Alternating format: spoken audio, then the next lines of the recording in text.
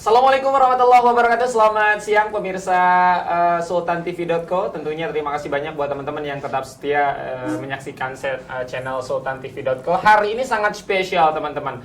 Ada dua hal yang sangat spesial hari ini. Yang pertama, kita mungkin studionya rada-rada berbeda dari yang biasanya teman-teman ya. Karena memang kalau biasanya teman-teman menyaksikan Faiz dan juga teman-teman hadir di studio sultantv.co yang ada di Serang, kali ini kita spesial hadir di Jakarta. Itu yang pertama. Yang kedua teman-teman, yang spesialnya ini luar biasa juga, kita akan menghadirkan narasumber-narasumber yang luar biasa yang memang mereka sangat kompeten untuk kali ini kita undang. Tentunya Faiz mengajak teman-teman semua untuk subscribe di channel sultantv.co, kemudian juga di YouTube-nya, di Instagram, di Twitter, dan juga di Facebook-nya teman-teman, karena selama 1,5 jam ke depan ini Faiz bakal ngobrol-ngobrol dengan narasumber yang sudah hadir di studio sultantv.co. Langsung saja akan Faiz sapa-sapa. Yang pertama, ini ada Kakak Stanislaus Rianta. Assalamualaikum, selamat siang Kakak. Selamat siang. Semangat sekali hari ini. Ketemu Mbak Yang. Kakak Stanislaus Rianta ini teman-teman adalah pendiri Pusat Studi Politik dan Kebijakan Strategis Indonesia atau Polkasi. Luar biasa, terima kasih sudah hadir, luar biasa di tengah kesibukan yang dahsyat teman-teman menyempatkan hadir di studio sultantv.co. Dan yang tidak kalah luar biasanya lagi teman-teman yang juga sudah hadir di studio sultantv.co, yang paling cantik di antara kita semua, jelas Faiz laki-laki, Kakak Stanis laki-laki yang paling cantik. Berarti saya perempuan ya. Ada Kakak Latifah Al-Ansori. Kakak, terima kasih. Halo, Assalamualaikum, selamat siang. Siap, Kakak Latifah nih teman-teman adalah tenaga ahli Menkominfo Republik Indonesia. Kakak hari ini ceria sekali, rahasianya pakai skincare apa sih Kakak? Lebih tepatnya karena backgroundnya hitam dan baju saya hitam, jadi muka saya harus cerah. Supaya nggak kalah gelap sama belakangnya. Yes, terima kasih Kakak sudah hadir di studio sultantv.co. Mungkin sebelum kita ke tema ini teman-teman, Kakak mungkin Kakak Latifah bisa disapa dulu penonton kita yang hari ini mungkin sudah menyaksikan, menunggu-nunggu episode kali ini. Halo semuanya, semua pemirsa yang menonton siaran channel ini maupun pendengar via podcast. Selamat datang dalam siaran 1,5 jam. Nanti saya dong jadi pembawa acaranya, menggantikan. Saya senang sekali bisa hadir di sultantv.co untuk sharing pengetahuan, ilmu, dan mendapatkan ilmu juga dari narasumber lain di sini yang juga sama kerennya. Dan mungkin juga dari sini kakak-kakak semua pendengar dan pemirsa bisa mendapatkan hal-hal baik yang bisa diaplikasikannya dalam hidup, dan juga bisa subscribe ke channel sultantv.co. Wow. By the way, saya juga punya channel YouTube sendiri, itu Latifah. Jadi boleh ya subscribe. Terima kasih. Boleh apa Kakak channelnya? Channelnya Latifah. Latifah Ansori. Kayaknya kita posisinya bertukeran aja deh Kak. Aku jadi narasumber, Kakak jadi hostnya. Cocok ya.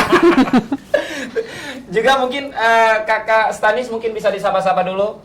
Ya, selamat siang bagi teman-teman para pemirsa atau subscriber dari Sultan.co. Kita berjumpa saat ini, kita akan sharing atau kita mendapatkan informasi dari kakak-kakak yang lain. Semoga bermanfaat dan ikuti terus kami. Terima kasih banyak. Nah, sebelum ke tema teman-teman, hari ini Faiz pengen tahu dulu ya, selama 3 bulan kemarin ini Kak Latifah ngapain aja sih Kak? Kantor. Menteri saya adalah Menteri Komunikasi dan Informatika Republik Indonesia. Bapak Joni Gerard Plate adalah menteri yang sangat pekerja keras, sehingga kami di sana juga ikut bekerja walaupun ada kebijakan work from home. Kita tetap bekerja untuk seluruh masyarakat Indonesia. Saat ini kalau di Kominfo yang sudah datang ASN-nya itu 50%, jadikan sesuai dengan regulasi pemerintah. Jadi kita tetap bekerja karena di masa-masa pandemi ini salah satu hal yang esensial itu adalah digitalisasi di segala lini. Tentu kalau ada yang menonton lewat YouTube itu kan menggunakan internet. Itu juga Kominfo yang melakukan regulasinya. Kalau ada yang menonton pakai HP kan itu juga streaming datanya juga menggunakan infrastruktur telekomunikasi. Itu juga Kominfo yang memperhatikannya di negara ini. Jadi tentu Kominfo sangat sibuk selama pandemi ini. Banyak yang nanya sama Faiz, kalau Kakak Latifah masih beli kuota nggak sih Kak? Masih. Masih beli kuota. Masih banget. Oh, masih beli kuota. Teman-teman ini luar biasa ya. Tenaga ahli Menkominfo Republik Indonesia aja masih beli kuota ya. Kalau Kak Stanis ini 3 bulan kemarin ini lebih banyak kemana ini atau di rumah saya aja? diuntungkan sebenarnya dengan pandemi ini karena saya bisa di rumah dan saya bisa menyelesaikan tugas-tugas kuliah Betul. saya. Jadi saya masih mahasiswa, jadi saya selesaikan tugas-tugas saya dan hanya keluar saya hanya kalau naik gunung aja, naik gunung sendirian masuk hutan. Suka naik gunung ya, Kak ya? Ya jadi lebih enak itu, nggak ketemu orang. Kita hanya di tempat yang sepi dan lain-lain. Lebih aman, lebih aman. Siap. Gunung paling jauh pernah gunung apa waktu itu Kak Stanis? Gunung saya masih di Indonesia aja. Di Indonesia ya. Berapa kali kalau yang ekstrim di daerah Poso, itu cukup ekstrim. Siap. Jadi kalau di Jawa, gunung kita indah-indah kok. Gunung kita indah-indah. Siap.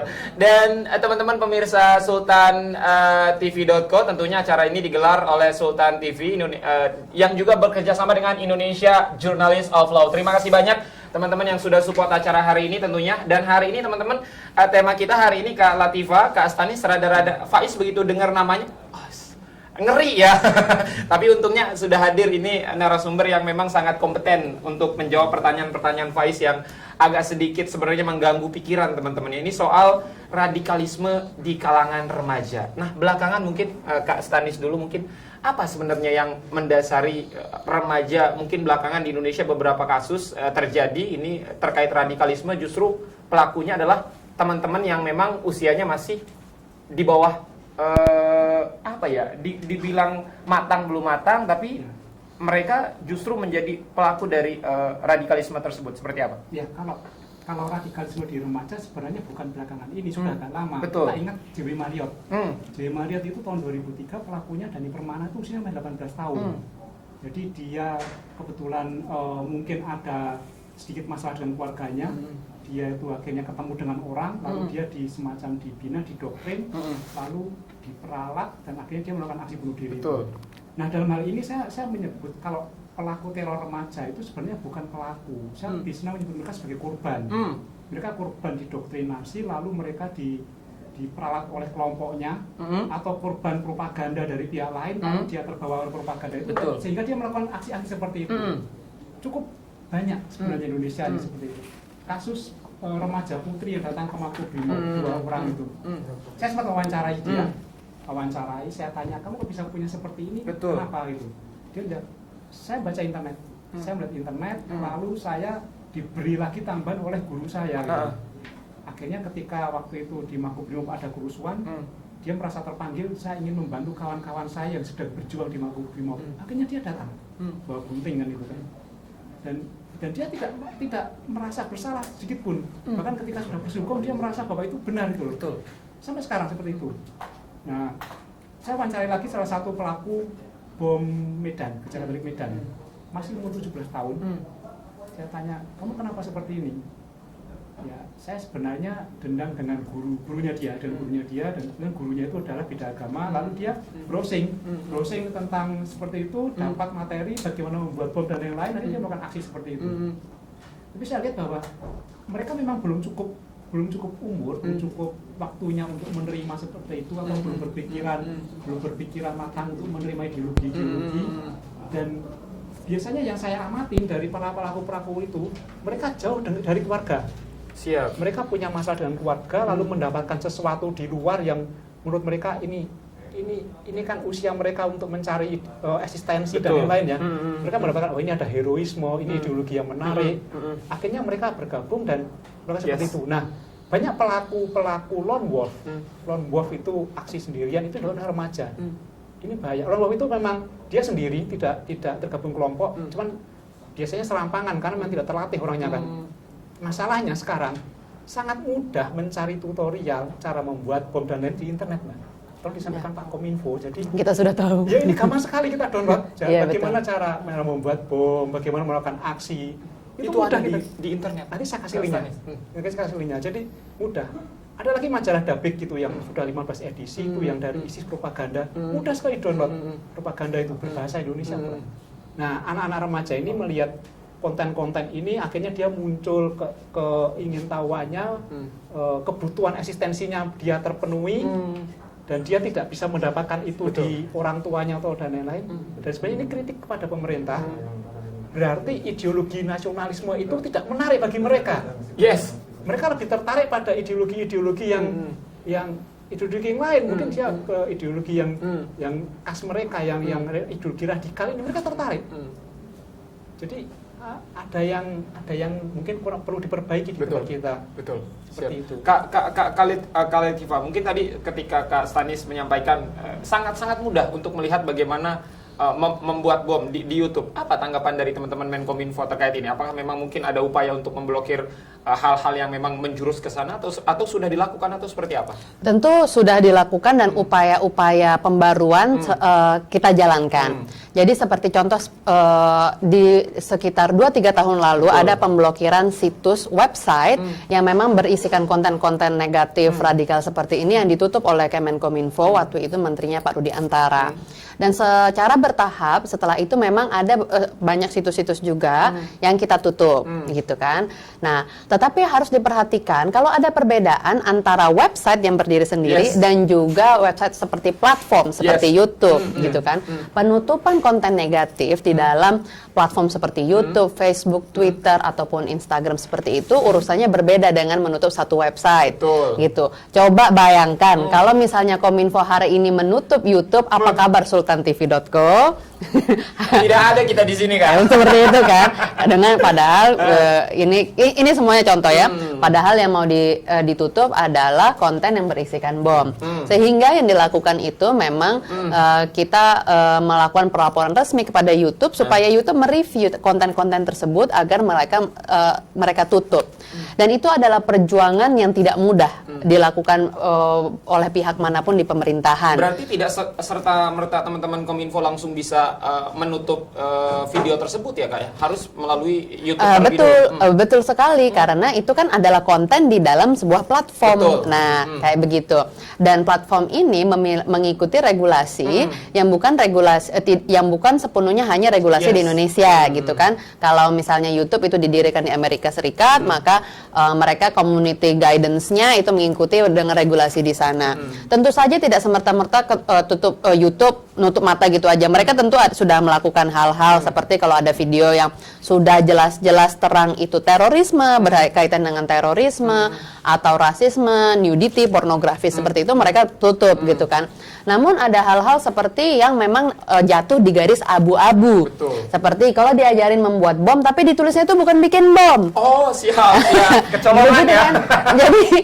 Jadi kita misalnya dia bikin cara membuat mainan keywordnya beda ya Kak. Petasan di depan gereja, begitu kan keywordnya seperti itu. Ternyata videonya 2 jam. Orang mesti nontonin 2 jam. Ternyata di akhir tetap dibilang ini petasan, padahal itu bom. Ini sebuah contoh. Yang mana hal-hal seperti ini itu tidak hanya dan ini sering ditemukan Kak?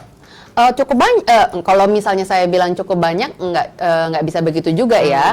Tetapi ada yang sudah kita temukan, kita identifikasi, dan juga kita usahakan, kita upayakan untuk ditutup.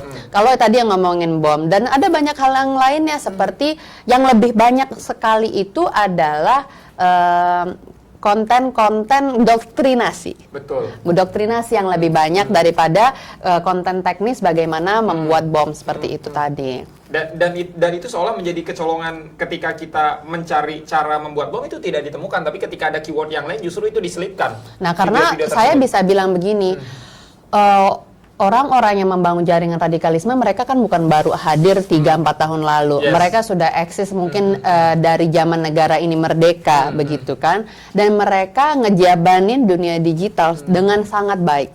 Gitu kan. Mereka masuk lewat atas, masuk lewat bawah, kanan kiri nyelip belok-belok kanan sana sini. Dan saya bisa bilang strategi yang mereka ambil itu bagus, begitu kan, walaupun tidak bagus sama sekali untuk bangsa, begitu kan, sehingga ketika sudah keluar regulasi A, mereka mencari belokan supaya bisa tetap eksis tanpa kena regulasi ini, gitu kan. Jadi kita sebagai pemerintah, kita yang ada sebagai regulator harus kita selalu berusaha untuk selangkah lebih depan daripada mereka. Dan kalaupun ketinggalan kita harus supaya gimana nih supaya ketemu peraturannya, regulasinya agar kita bisa menindak mereka dengan benar tanpa menafikan hak mereka sebagai manusia juga seperti itu. Siap. Januari sampai dengan Juli 2020 sudah berapa banyak konten berbau radikal yang sudah berhasil diblokir oleh teman-teman? berapa ya? Nanti saya cek dulu ya Siap. angkanya ya, karena saya kesini nggak bawa data yang itu. Sambil Coba ngecek tanya ya. yang lain dulu Siap, sebelah. Sambil Kak Latifah ngecek ini teman-teman ya, tentunya masih banyak obrolan-obrolan yang lain nanti akan Faiz obrolkan dengan dua narasumber yang luar biasa ini. Kita break sejenak.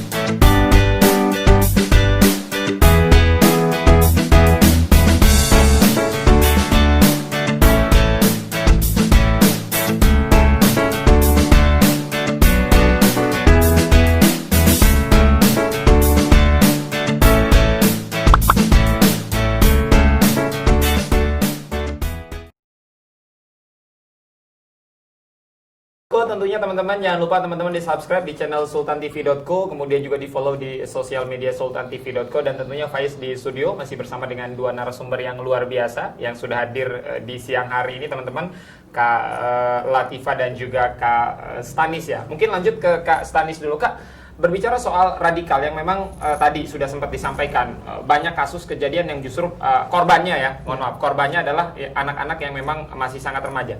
Kalau dari kacamata Kak Stanis, mereka motifnya sebenarnya apa sih Kak? Nah gini, ini ada perbedaan antara dulu zamannya Al-Qaeda dengan ISIS. Zaman Al-Qaeda itu yang sekarang, yang dulu di Indonesia afiliasinya adalah JI, Al-Jamaah Islamiyah. Itu sebenarnya jarang sekali anak-anak remaja ikut. Karena mereka itu ketat aturannya, mereka punya pedoman namanya PUBG, Pedoman Umum Perjuangan Jamaah Islamiyah. Di situ jelas disebutkan bahwa yang berhak mengikuti istilah mereka jihad itu adalah laki-laki akil balik. Jadi memang tidak ada. Nah, ketika sekarang ada kasus bom bunuh diri yang melibatkan perempuan dan anak-anak, itu pasti bukan Al-Qaeda, bukan CI, kecenderungannya ISIS. Nah, Al-Qaeda itu kalau melakukan doktrinasi, propaganda, perekrutan itu melakukannya orang per orang, ditatap muka, ketemu. Yes. Nah, ketika ISIS enggak dia beda treatment berarti ya Kak? Iya, dia melalui internet, disebar kontennya ke seluruh dunia, disebar secara acak. Begitu ada orang merespon, dia akan melakukan respon. Dia akan respon. Nah, ini terjadi di Indonesia. Mereka seperti kasus yang pelaku Gereja Katolik Medan itu, saya tanya, ya, saya mengakses ini, kemudian saya direspon sama mereka, dia memberikan konten-konten seperti ini. Nah, dia merasa bahwa dia diterima oleh kelompok ini. Dia diterima, dia punya tempat, akhirnya intens, diajari macam-macam seperti itu. Yes. Nah, bagi saya ini adalah korban. Mereka diperalat, Nah, memang akhirnya tidak bisa diawasi, orang tua tidak bisa mengawasi apa konten yang diakses anaknya. Betul. Dua orang cewek yang perempuan yang di kasus di Makobrimob itu, dia jauh dari orang tua juga. Orang tua tidak bisa mengawasi apa yang diakses. Sekarang kan HP ya barang pribadi ya, apa ya dia sih nggak tahu. Tahu-tahu dia tiba-tiba pergi ke Makobrimob untuk melakukan hal seperti itu. Siap. Jadi memang sangat sulit untuk mengawasi mereka apa yang diakses. Nah, biasanya ciri-cirinya adalah ketika mereka mulai jauh dari orang tua, menyalah-nyalakan orang tua, terutama dari sisi ideologi, kemudian dia sudah mulai menjelek-jelekkan negara, mengkafir-kafirkan negara, itu sudah suatu indikasi bahwa mereka akan mengarah ke situ. Siap. Seperti itu. Sependapatkah kalau Faiz bilang, kalau Faiz mengatakan seperti ini salah satu semakin tumbuh suburnya radikalisme di Indonesia, contohnya di tanah air ini, salah satunya faktor keterbukaan informasi yang sangat luas, internet dan lain sebagainya, Kak Stanis? Ya itu tidak bisa ditolak, tidak bisa dicegah kan, tidak bisa dicegah, itu memang dampaknya bahwa informasi semua akan masuk. Kalau menurut saya yang salah bukan internetnya, itu Betul. bisa disalahkan. Itu Iya, jangan salahin internetnya. yang salah adalah kita kurang kuat bentengi diri kita. Betul, ya. Nasionalisme kita kurang kuat, ideologi kita kurang kuat. Nah, ini seharusnya kita tanyakan kepada BPIP. Bagaimana BPIP ini menguatkan Pancasila di semua warga negara itu sehingga tidak mudah terbujuk rayu, tergoda oleh paham-paham lain. Saya tiap hari baca konten itu, saya baca majalah David, yang majalahnya isi saya baca terus, tapi juga nggak tergoda untuk bergabung gitu loh. Jadi ini mungkin perlu ada penguatan di setiap warga negara termasuk Pancasila. Makanya peran penting Kominfo untuk menapis konten-konten itu, Betul. BPIP untuk menguatkan, itu perlu. Jadi semacam ada kolaborasi pemerintah. Tidak bisa ditangani oleh satu instansi, termasuk BNPT nggak bisa. Itu. Siap. Jadi memang ini ada banyak faktor, tapi lagi-lagi jangan salahkan internetnya ya Kak Stanis ya. Ya jangan salah internetnya, nanti nggak bisa bekerja. Gitu. Internetnya tidak salah, hanya orang yang mengaksesnya yang kadang-kadang itu bagaikan mata pisau ya, tergantung kita mau gunain seperti apa Kak Stanis. Kalau buat motong daging ya bermanfaat, tapi kalau buat mencelakakan orang justru tidak baik ya. Ya memang dengan adanya internet hal-hal negatif akan masuk, tetapi kita juga bisa gunakan internet untuk propaganda yang baik kan, untuk kontra narasi kita juga gunakan internet kan. Jadi misalnya ada narasi-narasi radikal yang masuk, ya kita lakukan kontra narasi. Kita kerjasama dengan Kominfo, kita sebarkan narasi-narasi baik untuk melawan seperti itu. Yes. Masalahnya siapa yang akan melakukan kontra narasi itu? Apakah hanya pemerintah? Nggak mungkin, karena mereka sudah menganggap pemerintah itu togut musuh. Nggak bakalan dibaca itu situs-situs pemerintah. Karena dari awal menganggapnya sudah jelek ya Kak Stanis ya. Udah musuh, betul. Makanya perlu pelibatan masyarakat, perlu pelibatan masyarakat sipil, generasi muda untuk melawan seperti itu, kerjasama supaya mereka juga membuat counter-counter untuk melawan itu. Siap. Kak Latifah, tadi sempat dikatakan oleh Kak Stanis bahwasanya salah satu motif ketika teman-teman yang, mohon maaf, yang masih remaja ini melakukan tindakan-tindakan radikal adalah mereka tidak mencintai negaranya, mereka tidak mencintai Pancasila dan lain sebagainya. Pendapatkah atau seperti apa? Ada tanggapan lain? Saya rasa bisa begitu juga, tetapi kan ada klasifikasinya. Jadi ini memang sangat unik ya. Ada orang yang mau menyerang, melakukan teror, tapi masih mengatakan, oh saya Indonesia, saya mau bikin khilafah di Indonesia, pokoknya Indonesia. Tetapi pemerintahnya nggak suka, gitu. Jadi ketidaksukanya adalah ke pemerintahannya, bukan ke negara Indonesianya, walaupun mungkin dia tidak suka dengan negara kesatuan Republik Indonesia itu. Nah, kalau kita membicarakan soal remaja di sini, kita akan membicarakan soal generasi Z. Nah, generasi Z itu adalah mereka yang lahir tahun 96 sampai tahun 2002. Berarti kan yang umurnya 24 sekarang sampai umur 8 tahun. Kita nggak usah include lah yang umur 8 tahun ya. Kalau kita ngomongin remaja, itu kan berarti umurnya 10 sampai 19 tahun. Nah, menurut survei McKinsey yang baru, ada perbedaan yang cukup signifikan terhadap generasi Z yang ada di Asia Pasifik dengan generasi Z yang di daerah-daerah seperti di Eropa ataupun di Amerika.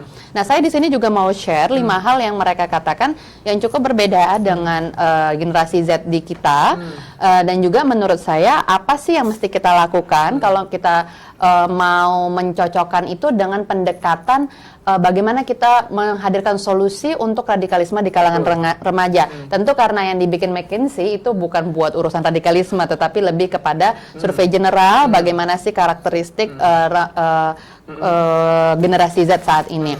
Yang pertama, generasi Z itu sangat bergantung kepada media sosial. Jadi seperti yang Kakak Stanis tadi bilang, memang mereka bacanya sendiri, baca online, apa sendiri, lama-lama menjadi lone wolf, karena mereka sangat percaya terhadap apa yang mereka baca di media sosial, tetapi mereka relatif bisa mengatur waktu mereka di media sosial. Seperti itu dibandingkan dengan generasi sebelumnya, generasi milenial dan generasi X, yang itu mereka Mungkin kalau main HP itu sampai lupa waktu kayak gitu kan. Apakah Kakak Faiz juga begitu? Aku ya seperti itulah.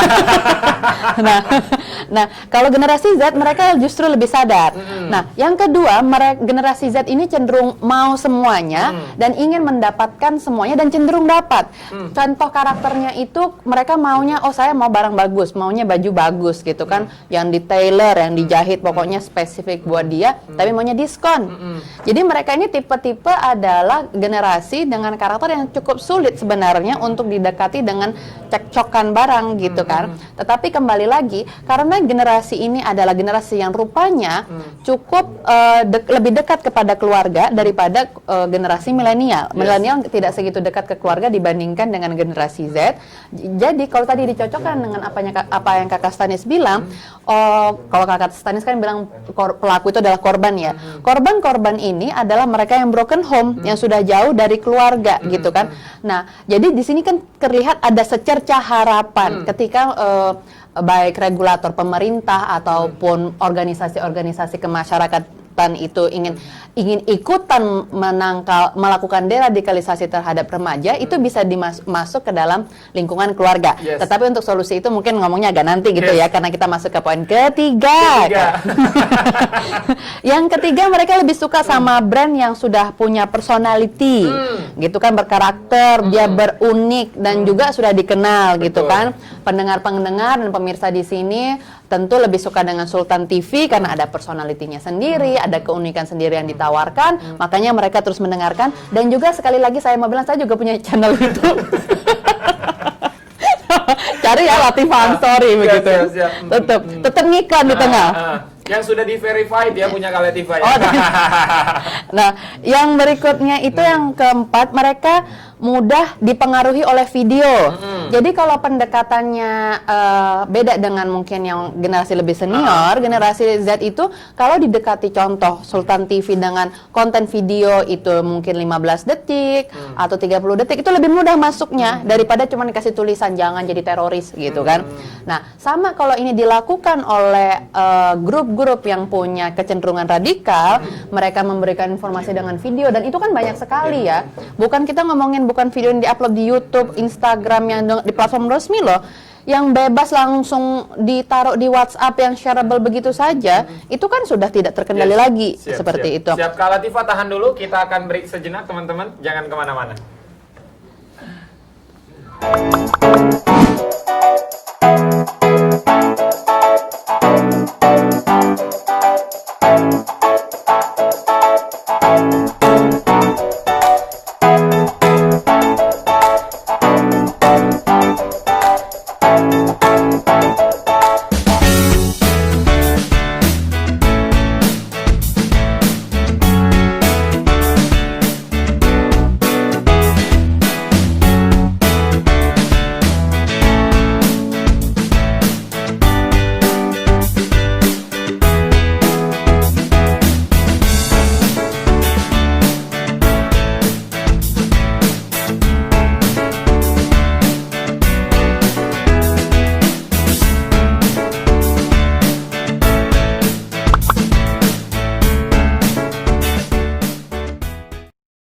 Buat kamu yang harus berkantor di tengah COVID-19, menghadapi new normal adalah keharusan. Video ini coba memandu kamu nih guys yang harus masuk ke kantor. Pertama, sebelum berangkat kerja, jangan lupa lindungi mata, mulut, hidung dengan kacamata dan masker. Setelah masuk transportasi umum, jangan lupa guys bersihkan tangan setelah menyentuh gagang pintu atau barang di fasilitas umum. Sesampai di kantor, pastikan kamu melakukan disinfeksi barang-barang termasuk pakaian. Kemudian jangan lupa cek suhu pakai termogun. Oh iya, pastikan barang-barang dari orang lain bersih ya guys, seperti misalnya kartu ini.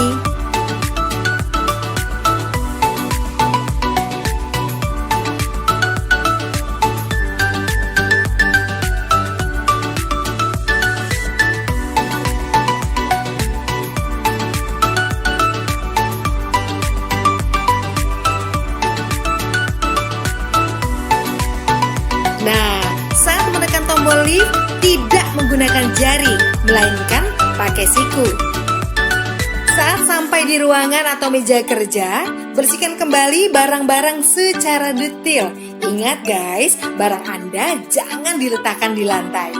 Oh ya, sebelum beraktivitas, biasakan mencuci tangan ke toilet. Saat di toilet, ingat bukanya pakai siku. Kemudian saat di wastafel, buka atau tutup keran dengan siku. Di meja kerja sering banget nih kita menerima telepon. Ingat ya, bersihkan gagang teleponnya. Begitu pula saat kamu menerima paket atau dokumen atau juga uang. Pastikan guys dalam kondisi bersih dan pakai hand sanitizer. Begitupun saat kamu sedang meeting. Jangan lupa jaga jarak aman minimal 1 meter. Lebih baik lagi 2 meter.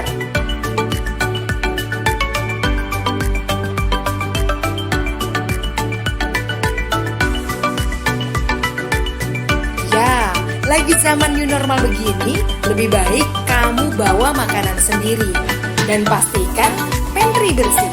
Pastikan juga tim cleaning service membersihkan secara berkala, mulai dari barang-barang di dapur seperti microwave, handle kulkas, meja makan, botol-botol, pokoknya semua deh. Nah, giliran mau pulang, semprotkan disinfektan meja dan alat tulis dan semua peralatan yang sudah dipakai. Saat sampai di rumah, ingat ya guys, biasakan membuka dengan siku. Pastikan sepatu kita tetap bersih dan letakkan sepatu kita di rak tertutup. Lainnya, jangan langsung peluk keluarga di rumah. Cuci tangan dulu, mandi, dan bersihkan barang-barang yang dibawa saat kita kerja. Ribet banget sih ya guys, tapi kita mesti biasakan dengan new normal ini, biar kita tetap bisa bekerja dan selamat.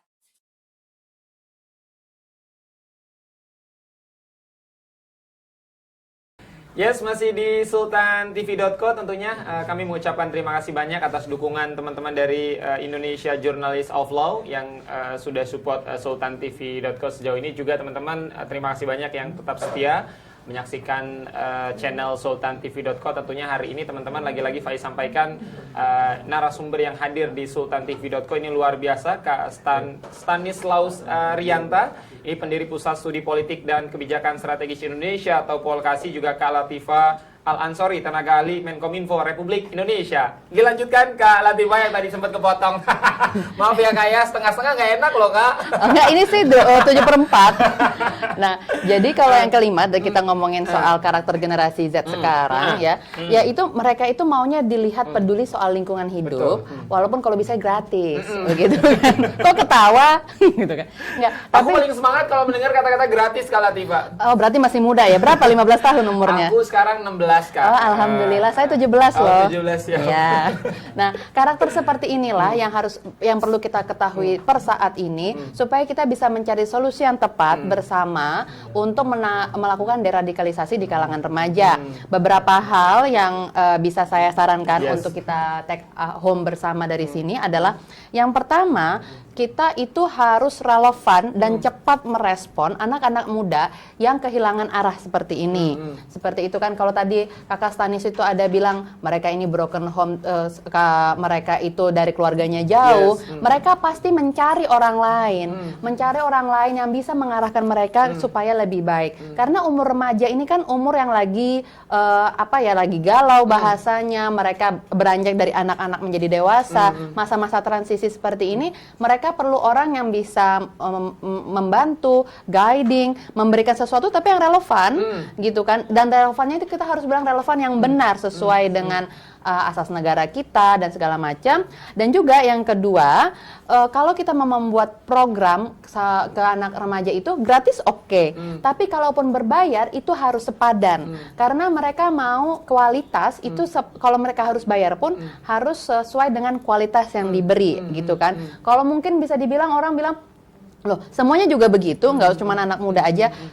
kembali tadi saya bilang di awal, kalau anak-anak generasi Z sekarang ini karena sudah bisa mengakses internet, gitu kan, mereka bisa menemukan segala-galanya, pengetahuan apapun, tadi bisa bikin bom di internet, berarti kan jika mereka harus hadir untuk dicekcoki sesuatu yang baru, tetapi itu tidak sepadan dengan mereka bilang waktunya lah, uangnya lah, mereka bisa bilang, ya nonton itu di TikTok juga bisa, seperti itu kan. Nah, yang ketiga, kalau misalnya seperti Sultan TV mau ikut melakukan deradikalisasi, yang mana ini sudah bagus sekali ya dengan acara ini, itu pergunakan konten video yang lebih banyak, yang lebih menarik, dan itu di-uploadnya di YouTube, di TikTok, seperti itu channel-channel yang sekarang kalau di Indonesia lagi banyak banget digandrungi oleh anak-anak muda. Justru di Indonesia sosial media yang paling tinggi yang kita tahu itu saat ini adalah YouTube. Disusul kalau trending sekarang untuk anak-anak remaja adalah TikTok. Yang keempat, sangat bagus sekali kalau mereka itu kita melakukan social inclusion dengan menjadikan ada role model seperti saya bilang tadi itu kan, kalau mereka ini jauh dari keluarganya, merasa keluarganya bilang kamu ini nakal apa segala macam, kita harus menghadirkan role model yang bisa mereka dekati, yang bisa responsif kepada mereka juga, tidak hanya orang yang sesaat hadir dan tiba-tiba hilang. Nah, karena di situ, dan kalau misalnya membawa ke isu lingkungan pun itu juga bagus gitu kan. Karena isu lingkungan hidup sekarang sedang trendy dan anak-anak muda sekarang maunya ikutan yang ngetren kan. Jadi kalau ngajakin deradikalisasi itu jangan yang kuno-kuno gitu loh, yang modern gitu kan. Nah, yang terakhir harus menjahit pesan-pesan itu sesuai dengan adat dan kearifan lokal. Karena apa? Kalau misalnya ngomongnya ketinggian, kita ngomongin ini deradikalisasi di Surabaya, tapi ngambil contohnya di Jakarta, itu saja sudah beda culture, satunya Betawi, satunya Jawa, gitu kan. Sehingga kalau saya tahu Sultan TV ini ada konten-konten lokal, sehingga kalau misalnya konten lokalnya itu ada di Tangerang, memberikan pesan deradikalisasi di Tangerang sebaiknya juga dengan culture kearifan lokal yang ada di sana, dengan bahasa dan kearifan lingkungan yang membuat anak-anak muda tuh ngerasa, oh saya lebih diperhatikan. Karena apa? Sesimpel itulah yang tren saat ini di generasi Z. Siap. Sependapatkah dengan apa yang dikatakan Kak Latifah, Kak Stanis? Kemudian pertanyaan Faiz timbul, apa yang sebaiknya dilakukan orang tua? Karena berbicara remaja kan pasti mereka memiliki orang tua dan ayah, bunda dan lain sebagainya. Kemudian apa yang harus dilakukan negara agar negara hadir di sana untuk menekan angka radikalisme di Indonesia, Kak Stanis? Sebenarnya kalau kita melihat tidak semua kasus itu karena broken home juga. Ada kasus unik ketika bom Surabaya. Bom Surabaya itu satu keluarga, anak-anak remajanya ikut dengan orang tua karena dekat banget dengan orang tuanya, justru dia mau diajak untuk melakukan bunuh diri. Betul. Ya kan dekat. Jadi tidak semua kasus broken home itu. Jadi tergantung faktor pendorong dan penariknya siapa. Nah, memang begini, anak muda ini sekarang diajak oleh kelompok-kelompok tertentu untuk menolak budaya. Jadi kelompok mereka itu masuk, pertama sekali adalah menganggap bahwa budaya kita ini tidak benar. Mereka dipertentangkan, setelah itu mereka dikasih doktrinasi yang berbeda dengan kita. Contoh di Solo, anak-anak SMP diajari untuk menolak konde, katanya ini bertentangan dengan agama kami gitu. Konde itu dilarang, jadi budaya sudah dilarang. Pakaianlah dilarang, konde dilarang dan lain-lain. Dan ketika sudah nilai budaya itu sudah mulai luntur, dengan mudah mereka akan doktrinasi. Nah, memang kita lihat kalau dari penelitian saya, memang ketika suatu daerah itu budayanya kuat, itu memang sulit ditemukan radikalisasi. Siap. Tapi kalau misalnya budaya sudah mulai luntur dan lain, itu lebih gampang gitu. Nah, saya sependapat kalau anak-anak muda itu diajak untuk ayo kita kembali ke budaya kita, budaya timur, kemudian nasionalisme dikuatkan. Masalahnya jangan sampai anak-anak milenial ini didoktrin dengan cara-cara kolonial.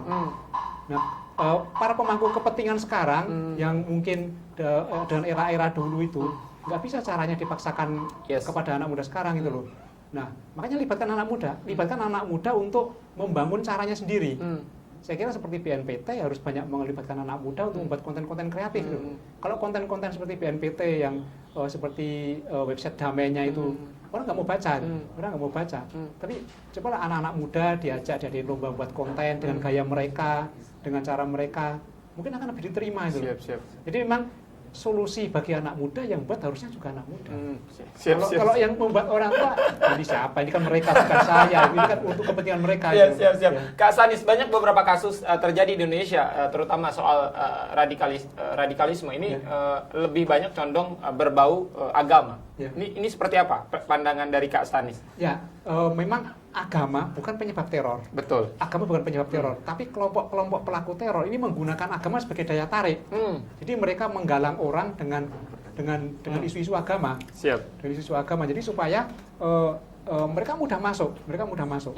Jadi kalau misalnya menggunakan isu lain mungkin kurang populer ya. Yes. Kalau sudah urusannya agama mereka akan cepat masuk. Jadi agama bukan penyebab teror, tetapi agama dimanfaatkan oleh kelompok-kelompok tertentu sebagai daya tarik untuk menggalang orang. Siap. Nah, karena di Indonesia itu mayoritasnya Islam, mungkin mereka menggunakan itu, menggunakan agama untuk menarik mereka. Tapi kalau pendekatan kita sebagai agama penyebab teror salah itu. Kita nanti malah memusuhi agama, nggak boleh itu. Ini kelompok yang kita musuhi adalah ideologi kelompok ini yang menggunakan agama Sebagai daya tarik mereka. ya, sebagai daya tarik. Siap. Ini ada pertanyaan Kak Stanis mungkin dari channel YouTube sultantv.co dari Agus Maulana. Kenapa radikalisme identik dengan negatif dan meneror? Bukankah radikal itu wawasan yang mendalam hingga mengakar tentang suatu paham? Ini mungkin bisa dijelaskan, Kak Stanis? Dalam konteks ini yang kita bicarakan adalah radikal untuk terorisme. Tetapi kalau untuk radikal yang dalam arti beragama secara mendalam itu memang baik, positif. Tetapi dalam konteks ini memang kita sudah batasi radikalisme di sini adalah radikalisme terorisme. Radikalisme yang menggunakan kekerasan untuk mencapai tujuan. Tapi kalau untuk radikal yang memang dia beragama dengan baik, dengan tekun, dengan kuat, itu positif, itu oke. Jadi beda konteks. Beda konteks ya, Kak Stanis ya. Siap. Mungkin ke Kak Latifah berikutnya. Kak, ini seolah menjadi tamparan tidak hanya untuk masyarakat Indonesia, terlebih untuk pemerintah Republik Indonesia ketika banyak teman-teman kita yang masih remaja justru melakukan aksi-aksi yang tidak terpuji ini, Kak. Aksi-aksi yang memang sangat merugikan orang banyak. Kemudian apa yang langkah-langkah terutama teman-teman Kominfo dalam hal ini agar justru angka radikal tidak ada di Indonesia, itu seperti apa, Kak? Jadi beberapa hal yang kita lakukan ya, seperti pemblokiran. Tadi kalau sejak kita melakukan pemblokiran di tahun 2017, itu sudah ada 16.692 Siap, situs. 16.000, banyak kayak. Banyak kan, banyak banget. Dan itu belum semuanya. Kita terus crawling mesinnya Kominfo itu, crawling untuk mengecek mana-mana saja konten-konten di dalam sebuah website yang berisi radikal. Nah, lalu yang kedua ada juga kita melakukan gerakan nasional literasi digital. Karena apa? Seperti kalau kita ngomong spesifik remaja nih, generasi Z itu adalah generasi yang betul-betul secara digital mereka terliterasi. Tetapi penggunaannya bagaimanakah yang baik seperti itu?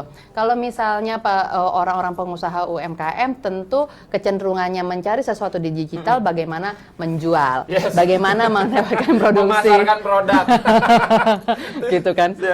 Ngerasain ya, gitu kan? Nah, tetapi kalau mereka yang punya kecenderungan intoleran, lalu mereka bisa menjadi radikal bahkan menjadi teroris, yang mereka dicari secara digital adalah konten-konten seperti ini. Nah, ini kan yang harus kita ajarkan kepada masyarakat, kepada anak-anak muda soal apa sih literasi digital yang positif, yang baik. Perlu diketahui juga tentang anak-anak muda itu, terutama yang di bawah umur 25 tahun. Jadi otak seorang anak muda itu baru jadi secara sempurna itu di umur 25, terutama yang di paling depan sini. Dan di depan sini adalah titik yang bisa membantu melakukan decision making secara fix gitu kan.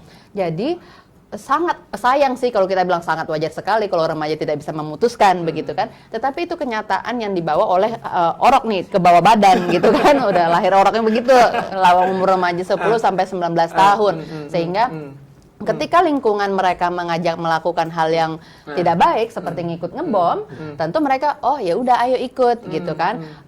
Lalu kalau misalnya lingkungan mereka menolak mereka, oh ya sudah, saya lebih baik melakukan hal yang lebih nakal seperti itu. Nah, lalu hal-hal lain yang sudah dilakukan pemerintah ada bagaimana rajinnya BPIP melakukan sosialisasi kemana-mana tentang Pancasila. Tentu saja BNPT juga sangat rajin juga, disiplin melakukan penanggulangan terorisme. Begitu juga kepolisian dengan badan-badannya yang memang ditugaskan khusus oleh Kapolri untuk menyelesaikan tugas-tugas yang berat sekali ini. Karena ini kayak penyakit api di dalam sekam yang ada kecil-kecil di mana-mana di seluruh Indonesia ini. Nah, ini di sini saya mengajak para pendengar dan juga para pemirsa untuk berani melaporkan jika melihat ada kawannya, baik itu yang lebih muda atau lebih tua, yang punya kecenderungan intoleran ataupun radikal. Ini bisa menjadi salah satu cara menekan angka radikal tadi ya Kak ya? Betul sekali, karena dengan begitu melaporkannya kemana Kak? Gitu kan, laporkan ke Pak Polisi. Dan begitu kan dari kepolisian bisa mengidentifikasi, oh ini mungkin masuk ke jaringan A atau B atau C, yang mana mereka pun bisa melakukan pendekatan-pendekatan secara kemasyarakatan untuk membuat orang-orang ini juga tidak menjadi intoleran ataupun sampai menjadi teroris. Dan itu juga tidak hanya dilakukan oleh kepolisian sendiri ya, saya tahu organisasi-organisasi afiliatif, ada juga partai politik yang sangat-sangat peduli terhadap isu seperti ini. Bukannya saya mau bilang saya Partai Nasdem ya, tetapi Ketua Umum Partai Nasdem Bapak Surya Paloh itu sangat kekeh sangat concern terhadap isu radikalisme ini. Jadi seluruh kader Partai Nasdem itu betul-betul dididik, dikasih tahu supaya kita bersama-sama dengan pemerintah melawan terorisme, radikalisme di bumi Ibu Pertiwi. Siap. Jadi memang segala macam upaya sudah dilakukan ya Kak ya untuk menekan tujuannya ini angka radikal Indonesia. Pertanyaan berikutnya untuk Kak Stanis mungkin ya. Kak, apakah memang ketika teman-teman, mohon maaf, yang remaja melakukan aksi di sebuah daerah, mereka random banget atau memang semuanya sudah direncanakan? Mohon maaf, misalkan teman-teman yang di Surabaya, apakah memang mereka berKTP Surabaya atau memang dari luar Surabaya dan lain sebagainya? Atau memang mereka suka-suka aja ketika daerah misalkan kota A pengen melakukan di kota Z atau seperti apa, Kak? Ya, mungkin Stanis. kita kalau untuk yang bom bunuh diri kita nggak bisa tahu ya karena mereka sudah meninggal ya. Tapi kalau yang bom yang pelakunya masih hidup, saya mewawancarai juga. Ya mereka akan mencari tempat yang mudah diakses, Tapi ini yang menjadi perhatian kita bahwa tren ke depan itu memang pelaku-pelaku lone wolf itu akan dominan. Jadi aksi teror itu akan didominasi oleh sel-sel kecil dan lone wolf. Ini kenapa? Karena itu tidak bisa dideteksi. Nah, kalau kelompok-kelompok besar yang mungkin berafiliasi dengan JAD, MIT itu kan bisa dipantau oleh pemerintah. Dia ada grup percakapannya bisa dipantau. Dia posisinya di mana akan melakukan apa terpantau. Tapi kalau lone wolf itu kan dia cuma di internet, lama-lama terdoktrin, lalu terdorong supaya buat bom sendiri di kamar. Seperti yang di bom gereja Katolik Medan itu dia diam di kamar. Tahu-tahu dia meledakan diri. Ini nggak bisa dipantau. Bahkan orang tuanya pun tidak tahu. Tidak bisa dipetakan ya Kak Tidak Stanis? bisa dipetakan. Makanya ancaman ke depan itu sulit dipetakan. Itu yang akan terjadi adalah lone wolf dan sel-sel kecil seperti yang terjadi di Surabaya, keluarga. Dia nggak pernah ngomong dengan pihak lain, hanya internal di keluarga aja, ngomong di keluarga. Siapa yang mau curiga? Orang dia komunikasi dalam keluarga kok. Ini akan sulit dideteksi oleh pemerintah. Siap. Jadi memang suka-suka aja dia nggak punya target khusus ya ketika memang pengen melakukan aksi di kota A ya kota A seperti itu. Ini bedanya gini, kalau kelompok yang berafiliasi dengan ISIS, dia itu punya togut mereka utama adalah polisi. Makanya kalau kita melihat ISIS itu kebanyakan yang diserang adalah polisi. Betul. Kedua, sasaran mereka kalau tidak bisa polisi itu tempat ibadah. Makanya ISIS banyak melakukan aksi ke gereja. Ketiga, setelah tidak bisa polisi, tidak bisa tempat ibadah, maka adalah tempat-tempat umum yang ada polisinya. Seperti Kampung Melayu, Tamrin itu kan Tetap tapi tujuan utamanya maka ya karena polisi itu yang memerangi mereka saat ini. Jadi yang ketolong memerangi mereka hingga dianggap musuh. Dan beda dengan yang dulu yang Al-Qaeda kan sasaran mereka adalah simbol-simbol Amerika, makanya Jerry Marriott. Kemudian Ritz Carlton itu kan karena musuhnya adalah simbol-simbol Amerika. Siap. Ini Kak Stanis ada beberapa pertanyaannya lagi yang harus dijawab sepertinya.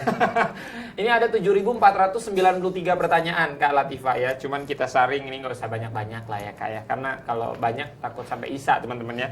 Ini dari Lumbung Kreatif Kak Stanis, apa tanda yang menunjukkan sebuah konten digital itu radikalisme?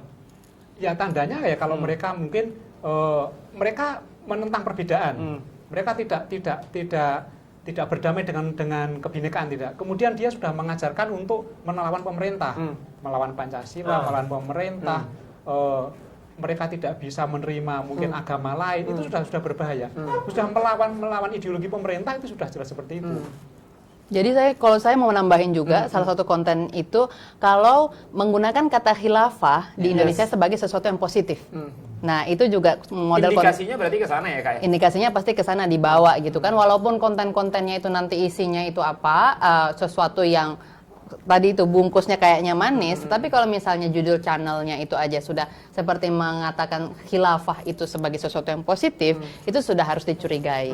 Ini kan masalah serius karena mereka menggunakan kemasan agama, sehingga ketika teman-teman dari Kominfo melakukan pemblokiran dianggap anti agama. Itu kan yang terjadi selama ini. Iya, Ada gitu. situs-situs yang karena dianggap radikal diputus, diblokir, protes orang-orang nih. Nah, ini mensolimi kita, ini anti agama, itu yang terjadi. Siap. Seperti yang tadi saya bilang di awal, ketika pemerintah ada peraturan yang seperti ini, mereka melihat, oh ini peraturan yang seperti ini, mereka mencari jalan belokan di mana supaya akhirnya ketika mereka tetap eksis dan akhirnya pemerintah malah yang jadi dipojokkan, padahal pemerintah berusaha menegakkan hukum dan juga mengamankan masyarakat seperti itu. Siap. Jadi memang sudah bisa kita lihat sebenarnya kayak kalau dari jejak digital tuh memang sudah bisa terpantau ini indikasinya kemana, indikasinya radikal dan lain sebagainya. Saya tentu bisa ya, terutama bisa dilihat oleh orang-orang yang berkecimpung dalam bidang keamanan dan pertahanan. Tapi mayoritas orang Indonesia tidak bisa lihat. Dan sayangnya orang-orang di bidang teknologi dan informasi komunikasi juga saya rasa itu tidak seberapa paham. Saya nggak mau bilang nih dari platform mana ya, tapi salah satu platform besar di dunia ini, waktu saya ngomongin soal ada sebuah nama gitu kan di tempat dia itu pakai kata khilafah, saya bilang itu nggak benar itu gitu kan. Yang dia tanyakan ke saya begini, Mbak, emang kata khilafah itu salah? Bagaimana kakak? Kakak Stanis bagaimana menjawab itu? Saya bilang, Anda nanya itu ke saya aja itu sudah nggak benar. Gitu kan, karena berarti teknik non-violence movement yang dilakukan oleh orang-orang radikal di Indonesia itu mulai nyambung ke Anda, gitu kan? Karena apa? Sama kata ISIS itu tidak dihapus, tidak dilarang di Google supaya orang ngerti kalau ISIS itu buruk, begitu kan? Kata khilafah itu tidak di-ban bukan semata-mata karena itu tidak buruk, gitu kan? Itu karena orang biar tahu bisa membedakan khilafah itu buruk karena A B C D E, gitu kan? Tetapi ketika Anda bertanya, apa emang khilafah itu buruk Kak, gitu kan? Oh, kata khilafah itu buruk. Bukan seperti itu, begitu kan? Khilafah hanya kata itu saja itu bukan buruk. Tetapi konsep dari khilafah yang berusaha diterapkan oleh orang-orang yang menganut ini di dunia, tidak hanya di Indonesia, itu buruk. Dan mereka melakukan segala cara untuk melakukan itu. Siap. Kak Stanis, apakah memang teman-teman yang mohon maaf yang saat ini menganut paham-paham yang salah, radikalisme dan lain sebagainya, seolah seperti fenomena gunung es atau memang seperti apa pendapat Kak Stanis? Seperti gunung es, karena memang di riset-riset disebutkan seperti BIN pernah melakukan riset juga, target utama penyebaran paham radikalisme memang usia 17-24. Kemudian yang di penelitian lain memang sasaran anak muda ini mengerikan. Kebanyakan para pelaku teror ini tingkat pendidikannya adalah SMA itu 63%, kemudian perguruan tinggi 16,4%, SMP 10%, tidak lulus perguruan tinggi 5,5 dan SD 3,6. Banyak kan memang pendidikannya SMA. Saya nggak tahu kenapa mereka yang disasar, tapi ingat bahwa radikalisme itu lintas pendidikan. Saya menemukan data bahwa satu orang lulusan pendidikan kedinasan dan sudah S2 di Australia, dia bergabung dengan kelompok khilafah, ada.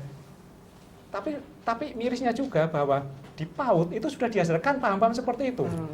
Jadi radikalisme ekstremisme terorisme ya, bukan radikalisme dalam konteks yang baik, itu sudah terjadi sejak PAUD hingga perguruan tinggi. Dan memang sudah dari sejak dini ya, Kak Stanis? Iya. Ya tadi mungkin saya mau ikutan ngejawab yang Kakak Stanis bilang kenapa banyakan yang SMA ya. Jadi waktu saya ngambil S2 di Amerika, saya bertanya sama dosen saya yang kebetulan dia juga ahli di bidang deradikalisasi dan terorisme ini, karena dia dulu korban konflik di Irlandia. Saya tanya, jadi kalau mau melakukan doktrin kepada anak muda, itu bagusnya di umur berapa gitu kan? Paling muda 14 tahun. Kenapa 14 tahun gitu kan? Kita kan ngebuka semua data anak-anak remaja, anak-anak kecil yang jadi war soldiers itu loh. Apa bahasa Indonesianya apa Kak Stanis? Tentara anak. Di Afrika kan banyak sekali itu. Dan dikatakan mendoktrin anak umur 9 tahun, 7 tahun ya oke lah orang bisa lakukan. Tapi kalau betul-betul begini sebentar aja supaya langsung nyantol, itu biasanya umur 14 tahun.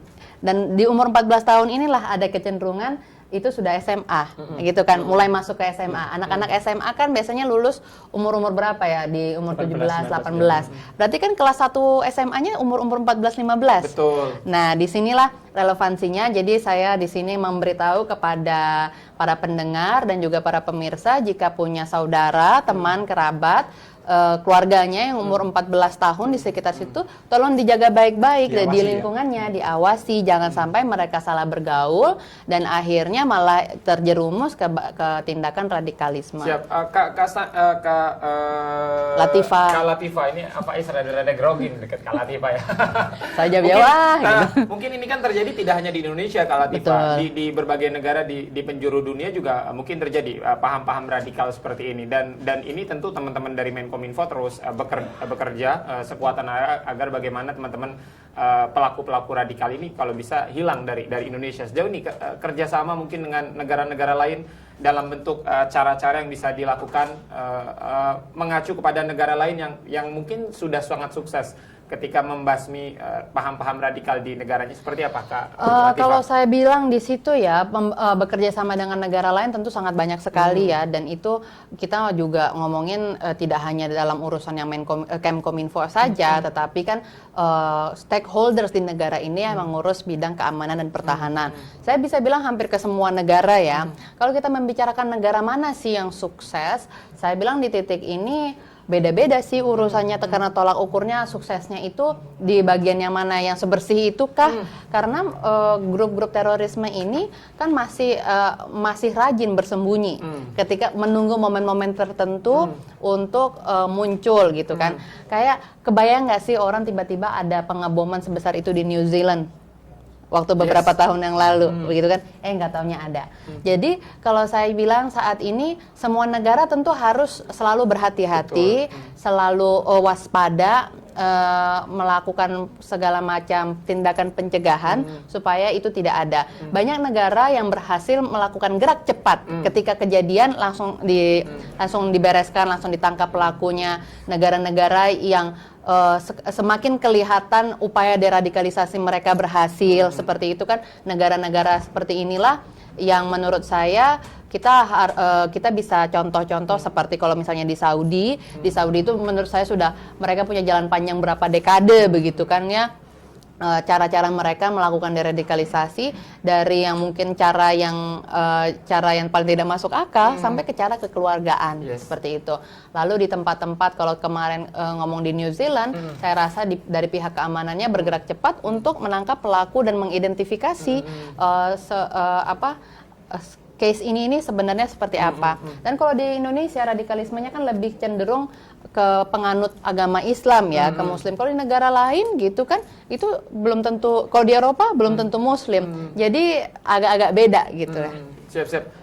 Kak Stanis, mungkin berikutnya ke Kak Stanis. Tadi apa yang disampaikan Kak Latifah bahwasanya memang belum ada tolak ukur ketika kita Indonesia harus belajar ke negara mana ini untuk menghapus paham radikal di Indonesia. Itu karena memang bisa jadi mereka tetap ada, tapi mereka pintar bersembunyi seperti itu Kak Stanis. Mungkin pertanyaan berikutnya adalah kenapa Indonesia ini menjadi salah satu tempat atau negara tempat tinggal yang nyaman bagi paham-paham radikal? Apa?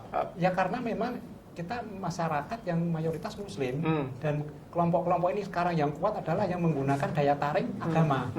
Jadi seperti itu, dan menurut saya Indonesia tidak bisa dikatakan gagal. Justru malah Indonesia itu kelihatannya satu-satunya negara yang menggunakan asas peradilan terbuka bagi proses hukum terorisme. Ini satu-satunya negara di dunia, sehingga kita bisa tahu ketika peradilan bagaimana dia prosesnya, bagaimana tindakannya. Sejak tahun 2000 hingga sekarang 2018 itu hampir sekitar 2000 orang diproses pidana. Ini menunjukkan bahwa terorisme memang ada, karena kan beberapa teman-teman mengatakan itu rekayasa. Peradilan kita terbuka. Nah, memang ini menarik. Nah, dari beberapa wawancara yang saya lakukan, memang ketika ISIS terdesak di Timur Tengah, mereka mencari daerah. Itu ada dua pilihan di Asia Tenggara. Kalau tidak salah satunya Indonesia. Kalau enggak Indonesia waktu itu di sasarannya adalah daerah Poso di Filipina. Indonesia kenapa menarik? Karena pelaku-pelaku teror itu berasal dari kelompok-kelompok yang kebetulan agamanya dia mayoritas. Dan kita mayoritas di sini. Di tempat lain biasanya pelaku teror itu adalah kelompok-kelompok minoritas. Ini yang menjadi persoalan. Siap, Dan siap. mereka menggunakan kedok agama. Nah, akan menjadi rumit ketika pemerintah menekan mereka mengatakan kami disolimi, agama kami disolimi. Yes. Padahal itu bukan masalah agama itu. Ini masalah ideologi mereka yang salah dan mereka selalu bawa agama. Siap. Pemirsa, ini sudah banyak para pelaku atau korban dari aksi radikalisme di Indonesia yang memang sudah mendapat hukuman yang luar biasa, bahkan tidak sedikit dari mereka yang dihukum mati. Tapi ini seolah tidak menjadi kapok dan aksi-aksi mereka terus berlanjut di Indonesia. Seperti apa jawabannya dari Kak Stanis? Kita rehat sejenak.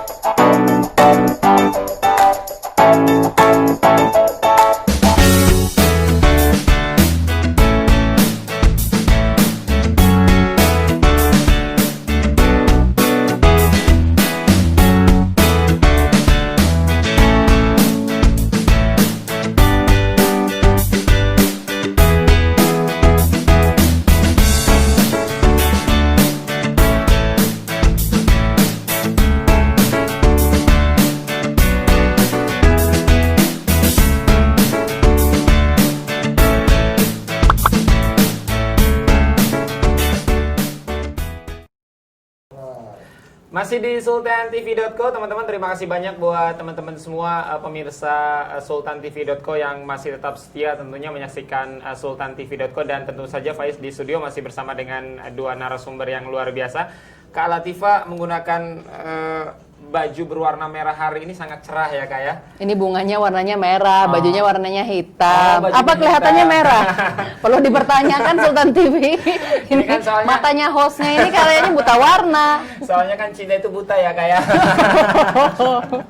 Mungkin bisa dijawab Kak Stanis tadi apa yang sudah sempat ke pending pertanyaan Faiz ketika banyaknya para pelaku atau teman-teman yang bisa menjadi korban atau korban lah ya bisa disebut, karena mereka terkena paham radikal dan akhirnya mereka melakukan aksi-aksi yang tidak terpuji, kemudian mereka akhirnya dihukum yang sangat berat di Indonesia. Apakah ini tidak cukup membuat mereka jera atau seperti apa? Saya pernah baca data itu bahwa 20% napi terorisme yang keluar itu melakukan aksi teror lagi. Nah, di sini saya lihat ada motif-motif lain, yaitu motif balas dendam. Dia mungkin ketika di penjara ada program deradikalisasi, dia nggak mau ikut. Saya pernah tanya-tanya seorang mantan napiter, Anda ikut program radikalisasi? diradikalisasi, ya ikut untuk bertahan hidup supaya cepat keluar. Karena bagi mereka kalau mereka keluar itu syaratnya harus mendatangani dan ikut program diradikalisasi. Yes. Supaya itu aja, supaya formalitas ikut. Tetapi bagi dia apa yang dilakukan itu tidak masuk ke mereka. Mereka takut. Yang melakukan takut. Nah, Sandiwara berarti ya. nah, beda dengan ada juga yang berhasil, banyak yang berhasil. Kemudian malah membantu pemerintah itu yang dilakukan oleh non-state actor. Kalau misalnya pelakunya justru dari ormas keagamaan, mungkin dari akademisi seperti yang dilakukan oleh UI, itu kan melakukan diradikalisasi juga, itu berhasil. Termasuk melibatkan keluarga. Jadi keluarga mereka dideketin dulu, diberdayakan dulu, lalu di mana cara dideketin untuk nanti untuk mendekatin napi terorisme ini. Siap. Itu lebih berhasil, dideketin dulu keluarganya. Jadi kalau pendekatannya lalu berupa ceramah-ceramah oleh sipirnya, oleh mungkin dari Densus atau mungkin oleh BNPT, mereka anggap itu kan togut. Dia nggak mau dengar, ya hanya sebatas ikut aja. Tapi kalau mungkin pendekatannya lebih pendekatan kemanusiaan, yang dilakukan upaya yang dilakukan oleh Densus luar biasa. Densus itu sampai misalnya ada orang napiter, itu nanti misalnya keluarganya, misalnya istrinya atau apa, sampai bantuan ekonomi diberikan. Mungkin anaknya ada yang kita diberi bantuan seperti itu. Nah akhirnya napi ini merasa tersentuh. Seperti itu loh. Nah tapi kan terbatas ya, dilakukan oleh seperti Densus kan terbatas. Nah, pemerintah perlu melibatkan masyarakat sipil untuk melakukan deradikalisasi. Ketika mereka keluar dari penjara, mereka ke masyarakat ditolak, mereka tidak punya tempat, akhirnya yang mau menerima kan kelompoknya yang dulu. Balas dendam lagi melakukan seperti itu. Yes. Perlu disiapkan langkah-langkah apa yang harus mereka lakukan ketika nanti mereka menjalani hukuman selesai. Kalau itu tidak disiapkan, mereka akan kembali menjadi terorisme. Yes. Dan pada akhirnya sebenarnya hukuman tidak berarti apa-apa bagi mereka ketika mereka keluar ke Astanis. Ya enggak, justru mereka malah survive, malah banyak sekali kasus yang terjadi ketika mereka di penjara, mereka melakukan radikalisasi kepada napi umum. Yes, itu yang napi narkoba diajari, sehingga ketika napi narkobanya itu keluar, dia malah menjadi teroris. Siap. Jadi Seberbahaya itukah Kak Stanis? Ya kalau kita masih menggunakan cara-cara biasa akan sangat berbahaya, tetapi saya yakin pemerintah sekarang upayanya cukup luar biasa untuk mencegah ini, apalagi undang-undang yang terbaru, yang Undang-Undang Nomor 5 Tahun 2018, ada upaya-upaya pencegahan yang cukup kuat bagi pemerintah. Dan kalau kita lihat tahun 2019 itu aksi-aksi terorisme lebih turun daripada 2018 karena pencegahan bisa lebih masif dilakukan. Jadi regulasi itu penting, regulasi sudah cukup membantu, dan yang penting sebenarnya adalah bagaimana pemerintah itu memberikan informasi kepada masyarakat sehingga pada tingkat paling rendah keluarga itu bisa melakukan penguatan di lingkungannya, bisa memantau orang di sekitarnya. Kalau ada yang radikal atau yang mungkin mengarah ke sana, segera dilakukan tindakan cepat. Siap. Dan itu sebenarnya sudah dilakukan atau seperti apa, Pak Stanis? Saya kira sudah dilakukan cukup masif, tetapi propaganda dari kelompok mereka kan juga cukup masif. Kita kejar-kejaran. Tapi saya yakin pemerintah tidak akan pernah tidur untuk melakukan seperti ini. Setiap hari mereka melakukan aksi-aksi deradikalisasi, dan yang penting adalah kontraradikalisasi. Jadi deradikalisasi itu dilakukan kepada orang yang sudah terpapar. Betul. Tetapi kontraradikalisasi orang yang belum terpapar seperti kita, mungkin ya belum terpapar, kita diberi kontraradikalisasi supaya kalau ada orang yang radikal kita bisa menolak. Siap. Nah ini perlu dilakukan terhadap seluruh masyarakat Indonesia. Siap. Kak Latifah, mungkin kan ketika para teman-teman aksi-aksi radikal dilakukan di Indonesia, mereka komunikasi kan. Mereka mungkin tidak pernah lepas dari gadget yang mereka pegang, karena itu salah satu komunikasi mereka, karena nggak mungkin juga mereka berkirim pesan via merpati kan. Siapa tahu ada yang romantis. Apakah teman-teman Kominfo sudah bisa memetakan itu, Kak Latifah, atau seperti apa? Tentu ada ya yang terpetakan ya dari kontak-kontak seperti itu, yang membuat saya bisa bilang negara ini sudah selangkah lebih di depan lah untuk mengentaskan teroris dari Indonesia ini. Yes. Nah, khusus kembali ke anak-anak yang remaja, ini saya ingin sharing juga. Saya mendapatkan informasi kalau ada tokoh-tokoh yang sudah punya kecenderungan ingin mendirikan khilafah atau setuju dengan berdirinya khilafah di Indonesia, mendekati influencer-influencer yang aktif di dunia digital, seperti itu. Nah, tadi yang saya bilang, salah satu karakter generasi Z sekarang, mereka mudah dipengaruhi oleh video yang dikeluarkan oleh brand yang sudah mereka kenal dan mereka sukai. Nah, influencer-influencer ini saya tentu tidak usah sebut nama-nama influencersnya ya. Nanti saya dibilang saya menuduh kalau mereka ini radikal enggak gitu kan. Influencers ini yang contohnya misalnya aktif di YouTube, mereka punya subscriber sudah jutaan, belasan puluhan juta mungkin seperti itu. Ketika mereka punya subscriber sebanyak itu dengan jumlah penonton yang sangat banyak sekali, itu tentu menjadi lebih mudah buat mereka menyampaikan pesan untuk diterima dengan baik oleh para penonton. Dan para penonton di YouTube itu kan kebanyakan anak-anak muda ya. Nah, jadi ini juga yang menjadi concern saya dan kepada teman-teman pemirsa dan penonton, harus dijaga juga apa yang mereka tonton ini ya. Karena konten-konten seperti ini tidak masuk ke dalam child protection.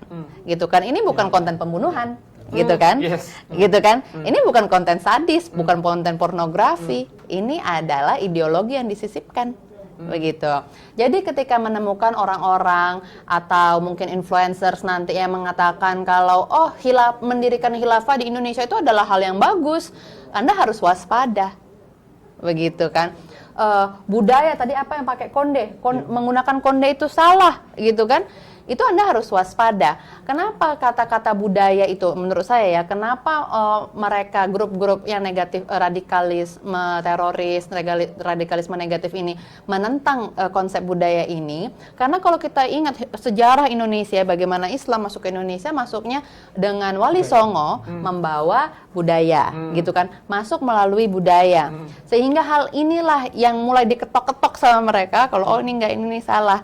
Menabrakkan Indonesia, orang Indonesia, kebinekaan orang Indonesia, karakteristik kita sebagai orang yang lahir di Nusantara ini dengan karakter itu. Kita orang yang berbudaya, anunya begini, anunya begitu.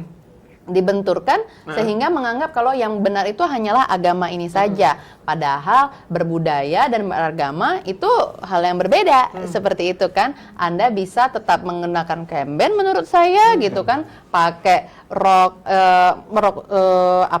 songket seperti itu, tetapi Anda tetap muslim yang baik, begitu kan, Anda tetap sholat, gitu kan, mengikuti apa-apa yang dianjurkan oleh agama Anda. Dan kalau misalnya tadi itu ngomongnya muslim, begitu juga dengan agama-agama yang lain. Jadi menurut saya apa yang harus diwaspadai oleh anak-anak muda sekarang ketika mulai melihat orang-orang itu mendekati dan berusaha menawarkan konsep-konsep yang asing, tetapi itu berlawanan dengan Pancasila. Yang sebenarnya sudah dari dulu tidak menjadi masalah di Indonesia, kayak yang baru belakangan aja di kok jadi salah gitu kan? Telepon. Yes, telepon. Nah, ini Kak Stanis ada pertanyaan dari teman-teman yang menyaksikan dari Ayu Dewi. Apakah berhubungan dengan konspirasi elit global? Wah, serem juga. Saya paling tidak percaya dengan teori konspirasi. Bagi saya teori konspirasi itu teori tanpa dasar. Tapi begini, terorisme itu semua terhubung dengan kelompok-kelompok transnasional. Kelompok-kelompok yang sekarang akhir ini melakukan teror itu kelompok yang berafiliasi dengan ISIS. Ketika dulu kelompok yang berafiliasi dengan Al-Qaeda. Jadi memang itu kelompok transnasional. Makanya mereka dengan mudah pergi ke Filipina, pergi ke Suriah, ke Irak, karena mereka ada sponsor di sana. Jadi saya mendapat beberapa informasi juga dari informasi intelijen bahwa salah satu tokoh dari kelompok dari Turki yang memang pelaku teror sempat datang ke Indonesia, kemudian dia sempat menyandang dana di sini, memberikan dengan aksi-aksi kemanusiaan. Ternyata itu adalah orang-orang yang menjadi pelaku teror, sempat masuk ke Poso dan lain-lain, itu ada seperti itu. Jadi mereka memang transnasional. Jadi tidak hanya berdiri di Indonesia, tapi mereka punya jaringan di Filipina, punya jaringan di Turki. Ketika orang ke Suriah kan lewat dulu ke Turki, ada di sana ada penghubung dimasukkan ke Suriah. Kalau tidak ada kerjasama nggak mungkin. Jadi ini adalah transnasional memang. Siap. Jadi yang memang tidak hanya melibatkan di satu negara, tapi banyak negara, Kak Stanis. Justru itu yang membuat berbahaya, karena ini memang masalahnya tidak dialami satu negara, itu adalah kelompok yang ada di banyak negara, bahkan di Eropa, karena kan memang cita-cita mereka ingin mendirikan khilafah, satu pemerintahan tunggal yang menguasai dunia itu. Jadi seperti itu. Siap. Tapi jangan khawatir, teman-teman Kominfo sebenarnya sudah bisa memetakan tadi kayak. Jangan khawatir. Indonesia lebih baik. Kalau Indonesia tidak baik, itu kita lihat Filipina yang di Marawi, sampai daerahnya dikuasai oleh kelompok teroris. Kita enggak, teror paling aksi yang di lokalitas selalu akan mudah ditangkap dan diatasi. Pemerintah Indonesia saya kira sudah lebih baik dari negara-negara lain ketika dalam melakukan pencegahan dan mengatasi teror. Siap-siap, terbukti dengan ada BNPT dan lain sebagainya, memang hanya fokus menangani masalah Buktinya radikal. negara sekarang kita damai-damai aja sekarang. Alhamdulillah. Alhamdulillah. Semoga tidak terjadi apa-apa Kak Stanis. Harapan itu masih adakah Kak Stanis? Pastilah kita harus optimis lah. Ya, harus optimis. Harus optimis ya. Indonesia akan tetap aman, damai, sejahtera, masyarakatnya juga akan senang seperti itu. Kak Latifah, terima kasih banyak sudah hadir di sultantv.co. Terima kasih Apa banyak yang juga. mungkin ingin disampaikan untuk para anak muda di Indonesia agar tidak termakan hoax dan ikut ke dalam paham-paham yang justru tidak benar di Indonesia, radikalisme. Jadi jangan dikira orang yang membawa konten akan menyuapi isu radikalisme itu penampilannya buruk. Enggak. Justru mereka kadang lebih rapi. Cakep-cakep gitu kan. Saya bisa bilang begini kenapa? Saya pernah mendapatkan tugas meliput ke Gaza di Palestina. Gaza itu kan tempatnya Hamas, dikuasai Hamas. Hamas adalah kelompok yang dinyatakan sebagai teroris oleh Amerika Serikat. Jadi intinya saya datang ke sarang teroris. Saya di sana berapa minggu gitu kan, dan saya menginap di hotel yang rupanya punyanya orang Hamas, begitu kan? Berarti semuanya di situ kan orang Hamas. Berarti semua yang di situ adalah teroris. Betul. Kakak tahu? Saya dikasih teh, dikasih makan gratis, nggak usah, silakan menulis berita dengan baik, dan mereka gitu kan? sangat menyambut baik waktu itu kan. Menyambut baik, begitu kan? Kalau semua keterbatasan standar lah, Gaza gitu loh, Yes. itu kan, itu bukan negara daerah konflik gitu kan? Tetapi mereka memperlakukan saya dengan baik. Bayangin. Nah, ini sama, gitu loh. Itu saya bisa bilang itu di daerah yang jelas-jelas orang bilang itu tempatnya teroris, gitu kan? Di Amerika, mereka bisa melakukan hal-hal baik secara kemanusiaan, gitu kan? Gimana di negara kita? Yang mayoritas saya bisa bilang mayoritas negara ini orang-orangnya betul-betul baik, nggak radikal. Pasti yang orang radikal mukanya baik-baik juga. Menyisipkannya baik-baik, pelan-pelan gitu kan. Oh, kamu cakep banget sih, lebih cocok kalau kamu ikut grup sama saya. Nanti kamu jadi pengantin di surga. Mau apa? Oh ya gitu. Gitu kan. Tidak ada orang yang nggak suka dipuji. Betul. Kalau kamu dipuji kebanyakan, oh jangan gitu, nanti ternyata yang muji kamu kebanyakan itu pacarmu, jangan, bukan juga ya. Tetapi kalau ada, tapi harus hati-hati menurut saya. Karena apa? Orang ketika ini kalau ngomongin remaja, ini pengaruh dari lingkungan pasti. Ketika mereka berusaha mencari jati diri. Kalau misalnya para perekrut ini bukanlah orang-orang yang bentuknya kayak hantu kok. Kata radikalisme, tadi ada yang bertanya juga secara online, kok segitunya dianggap kayak kata-kata itu serem gitu kan. Mungkin orang membayangkan, pemirsa dan penonton membayangkan radikalisme itu wujudnya kayak hantu atau monster. Enggak kok. Yes. Teroris itu mukanya nggak seperti itu. Bahkan kalau dari Arab bisa dibilang ganteng. Lah kan kayak begitu kan. Siap. Kalian itu maka ada dua hati-hati. pertanyaan yang timbul tadi ketika Kak Latifah mungkin waktu itu pergi ke Gaza, Palestina. Pertanyaan pertama Faiz, apakah tidak timbul rasa takut? Kemudian juga yang kedua adalah ketika dalam menulis berita tidak adakah pressure dari mereka untuk menulis sesuatu yang menurut Kak Latifah itu dianggap tidak benar? Seperti apa? Kalau yang pertama apakah tidak takut, itu saya berkeyakinan dalam hati karena orang tua saya mengizinkan, jadi saya berpikir insya Allah saya bisa pulang kembali ke rumah bapak ibu saya. Kayak gitu, itu keyakinan dalam hati. Yang kedua, kalau untuk di Gaza sendiri saya tidak diarahkan untuk menulis berita, karena berita yang kita tulis itu soal perang di Gaza oleh Israel gitu kan, antara Israel dan Palestina. Jadi memang saya tidak melihat mereka meminta penulisan berita semacam-macam. Yes. Namun ketika saya meliput di Libya, saya waktu itu dikirim untuk datang ke Benghazi, ke pusat pemberontakannya. Waktu itu Gaddafi sudah tinggal dua minggu lagi lah masih hidup waktu itu. Gaddafi masih punya setengah Libya yang daerahnya Tripoli, yang pusat komandonya di Tripoli, dan sisa setengahnya itu pusat komando di Benghazi oleh pemberontak. Di situ memang kami diawasi para media pakai senjata laras panjang segede gini. Saya ingat banget itu tuh tentara itu, tentu tentara mau pakai bajunya tentara ya. Dia adalah pembelot, pemberontak. Oh, duduk ngangkang gede banget ya, silakan di situ duduk. Silakan tulis berita seperti itu kan. Tentu sangat mengintimidasi, tapi tidak menyuruh kita menulis berita sesuai mereka mau. Siap. Seperti itu. Itu juga adalah sesuatu yang unik menurut saya ya, untuk dipertanyakan kenapa tidak dipaksakan. Tapi saya rasa mereka sudah punya tim tersendiri untuk melakukan media propaganda. Siap, Seperti siap. itu. Jadi tidak ada intimidasi tentang konten apa yang Kak Latifah tulis waktu itu ya. Tapi intimidasinya adalah harus ditulis, harus menulis. Kak Stanis, bercerita tadi Kak Latifah soal bagaimana lemah lembutnya ketika mereka masuk ke dalam alam bawah sadar kita. Seperti apa Kak Stanis? Ya memang seperti itu. Orang merayu memang seperti itu, merayu untuk diajak masuk ke kelompok mereka memang dengan hal yang baik. Tidak mungkin kita merayu dengan cara intimidatif, tidak itu. Itu namanya propaganda. Untuk merekrut orang itu memang perlu waktu yang lama. Dan sekarang berubah menjadi cepat ketika ada internet ya. Nah, anak muda butuh eksistensi, butuh tempat untuk mereka ada mereka meluapkan semangatnya. Ditangkap oleh kelompok-kelompok seperti ini. Makanya ini harus waspada. Kalau anak muda tidak diberi tempat yang baik, mereka akan lari ke sana. Yes. Nah, makanya pesan bagi negara ya, berilah tempat baik bagi mereka, berilah kesempatan, ajarkan nasionalisme, Pancasila yang baik dengan cara-cara mereka supaya tidak meleng-meleng ke sana. Siap, berilah tempat yang baik untuk anak muda. Ya. Kak Latifah, seperti apa? Oh, tentu saja di negara ini kelihatan ya, presiden menunjuk beberapa orang menjadi staf khusus presiden yang umurnya muda-muda, mereka masuk dalam generasi milenial. Di berbagai kementerian banyak juga staf khusus menteri. Termasuk yang umur yang muda masih juga, yang tenaga ahli menterinya juga kan, saya 17 tahun loh.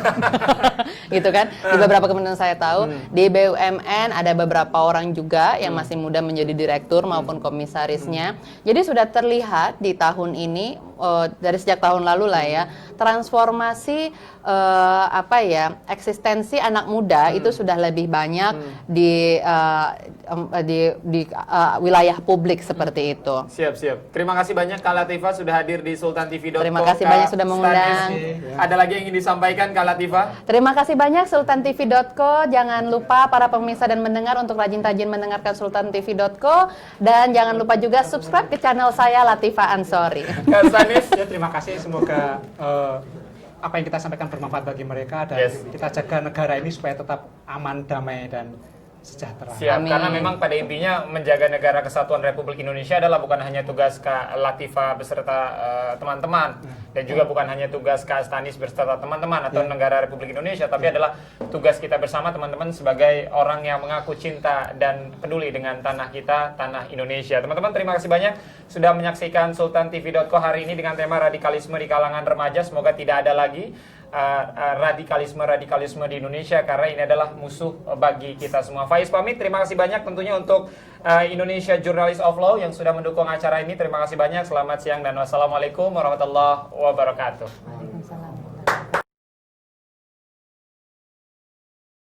Buat kamu yang harus berkantor di tengah COVID-19, menghadapi new normal adalah keharusan.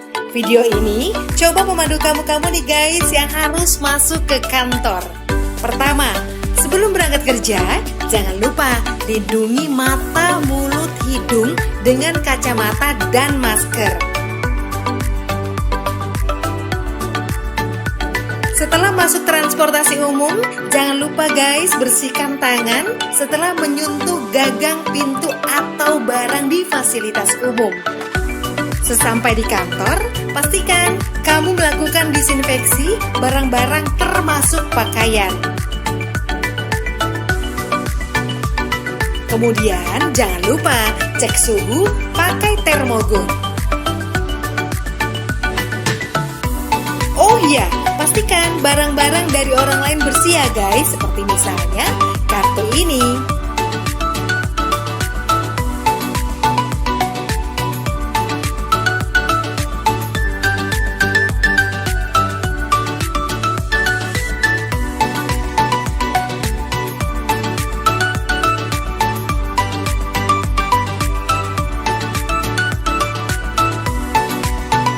Nah, saat menekan tombol lift, tidak menggunakan jari, melainkan pakai siku.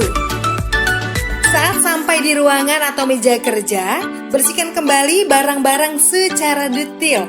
Ingat guys, barang Anda jangan diletakkan di lantai.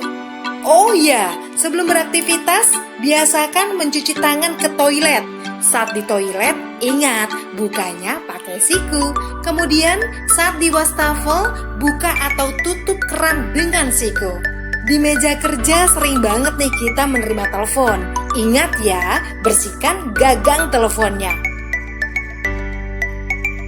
Begitu pula saat kamu menerima paket atau dokumen atau juga uang. Pastikan guys dalam kondisi bersih dan pakai hand sanitizer. Begitupun saat kamu sedang meeting. Jangan lupa jaga jarak aman minimal 1 meter. Lebih baik lagi 2 meter.